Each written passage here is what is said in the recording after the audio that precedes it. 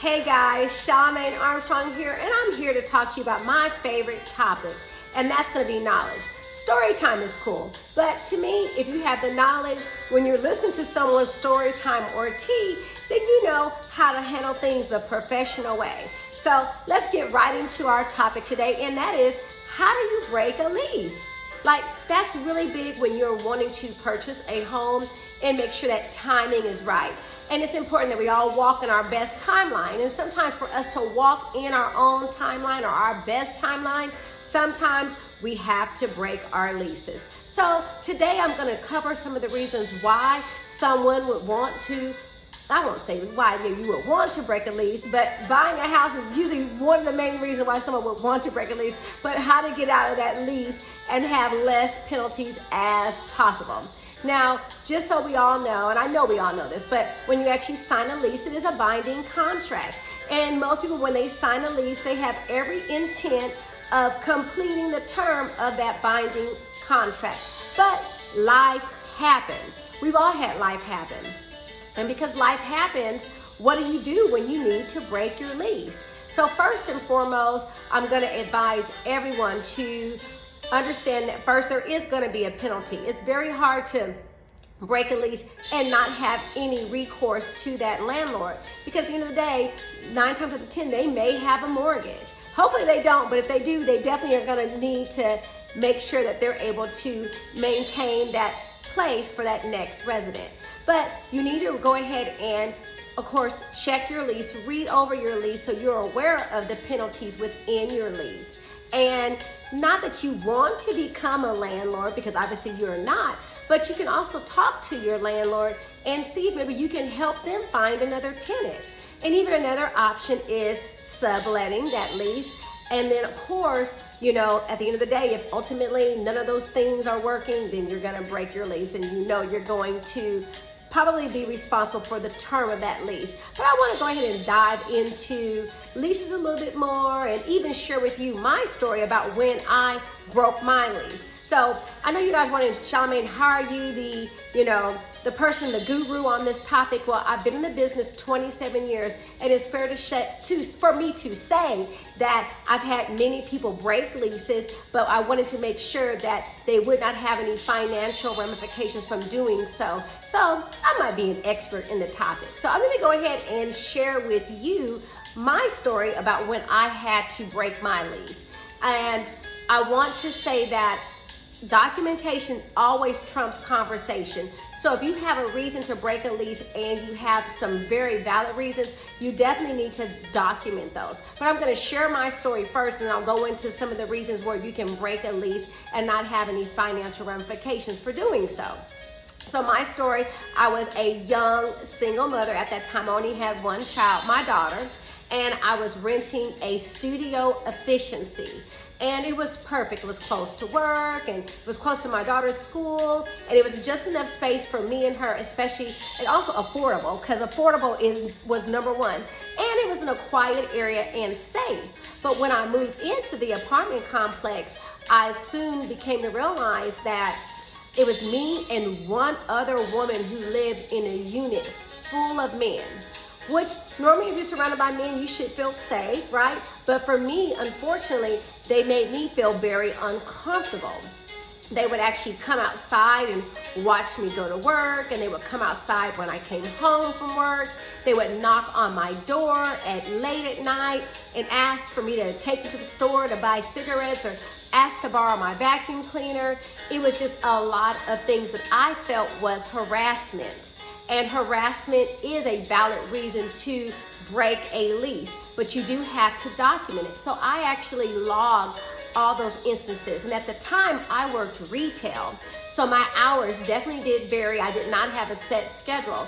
And I had a couple of the tenants who would actually, like I said, when I was leaving, they would come out. When I was coming home, they would come out. It was like they were watching me. I don't want to say like they were watching me. So when I actually went to talk with my landlord about the experiences that I was having, the landlord said, you know what, I understand and I apologize that is happening to you. And they let me out of my lease with no penalty. So again, I wanted to share that story, but the key thing is that I documented the whole experience. So therefore the landlord actually was aware of the things that I was experiencing, and it was easier for them to let one person out than for them to kick out all those other people. At the end of the day, landlords are definitely going to look at what's going to be beneficial cost-wise. And since it was easier for me to leave and I wanted to leave, that was definitely easier for them to just let me go. So another incident in which you can break your lease without a penalty would be tenant privacy. And that's where you feel as though the landlord is harassing you, where the landlord is entering your unit without permission, entering your unit unannounced. That would be definitely an issue, and that would be a reason that you probably would need to take up with the attorney general, someone higher. And again, you have to have your documentation, and they would say, you know what, if tenant privacy is being definitely an issue, then yes, it's time to go. Then obviously another reason would be is if the unit is not habitable, meaning is that landlord not fixing the things that need to be fixed, and you're documenting this, then of course you got to go. And typically, again, you need to go to higher ups like that attorney general, and they'll have different organizations that will help you as a tenant know your rights and how to actually exit that lease, again, without any financial ramifications. Obviously, another good reason is if you are a active duty military person, you are able to break that lease. If you're called to active duty, there's no issues there. The biggest thing just to remember is that you have to document everything, and two, you definitely have to communicate. If you just up and move because you have a grievance, you feel like you're not safe on one day, then unfortunately you as the tenant will bear the financial risk for the term of the lease, and that's not good. And then you'll get a collection for wherever you stay, and collections, as we know, definitely do take the credit score down. And when you're trying to buy a home, you want to have preferably the highest score attainable at that time.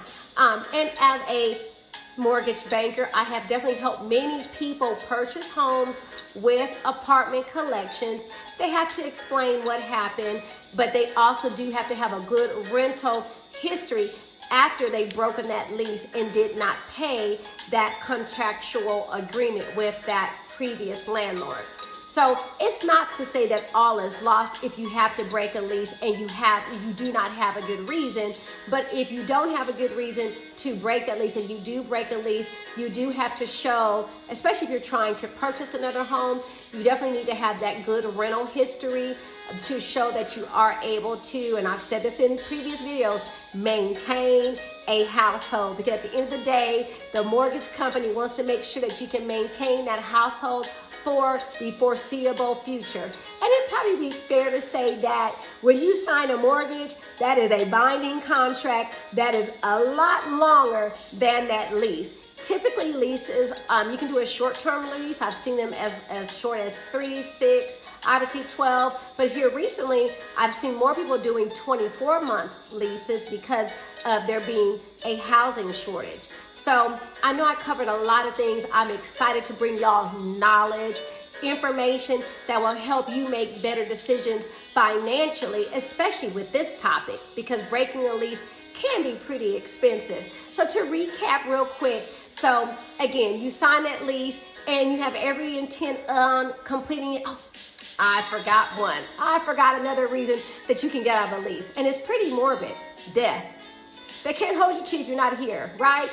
Pretty bad joke, right? So that would be the other reason that you can get out of your lease. Now, I will say that most leases are promulgated by the state in which they are written. Each state kind of has some different laws and rules. But just to recap, your reasons for getting out of a lease is if your unit is not habitable, if your tenant privacy has been violated, okay, harassment, and then if you're active duty, and of course that last one is death. And if any of these things are happening to you or have happened, you definitely have to document it so you can get out of that lease without penalty. Now, if you're able to kind of become a landlord and find another renter, that is awesome. If you're able to sublet your unit, that is awesome. But most leases do require that you provide at least minimum a 60-day notice. So if you do have to break your lease and you are required to give that 60-day notice and you covered those reasons, maybe your penalty would only be 2 months rent. So I hope this information has been good to you. My name's Charlamagne Armstrong. I would please ask you to like and subscribe to my page because I'm going to be posting a lot of informational videos here. So again, like and subscribe. Also, I'm on all the social media platforms as Charlamagne Armstrong, and my website is kisswealthnow.com, and I say that a lot every day. Do not forget to kisswealthnow.com, especially if you're wanting to purchase a home and you want to get information on how to not have a penalty on breaking that lease. Of course, there's more information, but you got to follow me. You got to reach out to me. Of course, you can call me. My phone number is 214-738-4913, or you can email me at carmstrong@goldfinancial.com. Please have a blessed day, and I pray I get a chance to talk to you soon. Don't forget to kisswealthnow.com. Bye.